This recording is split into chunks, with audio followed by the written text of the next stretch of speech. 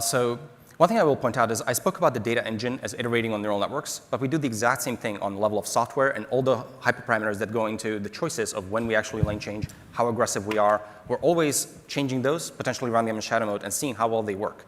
And so to tune our heuristics around when it's OK to lane change, we would also potentially utilize the data engine and a shadow mode and so on. Ultimately, actually designing all the different heuristics for when it's OK to lane change is actually a little bit intractable, I think, in the general case. And so ideally, you actually want to use fleet learning to guide those decisions. So when do humans lane change, in what scenarios, and when do they feel it's not safe to lane change? And let's just look at a lot of the data and train machine learning classifiers for distinguishing when it is safe to do so. And those machine learning classifiers can write much better code than humans because they have the massive amount of data backing that. So they can really tune all the right thresholds and agree with humans and do something safe. Well, I think we'll probably have a mode that goes beyond Mad Max mode to LA traffic mode. Yeah. Well, Mad Max would have a hard time in LA traffic, I think. Yeah. So really, it's a trade-off. Like, you don't want to create unsafe situations, but you want to be assertive. But that little dance of how you make that work as a human is actually very complicated, and it's very hard to write in code.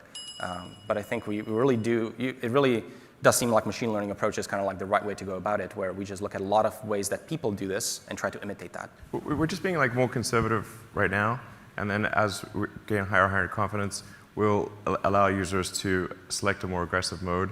That'll be up to the user. But in the more aggressive modes, in trying to merge in traffic, there is a slight, no matter how many there's a slight chance of a fender bender. Not a serious accident, but you basically will have a choice of, do you want to have a non-zero chance of a fender bender on freeway traffic, which is unfortunately the only way to navigate LA traffic. Yes.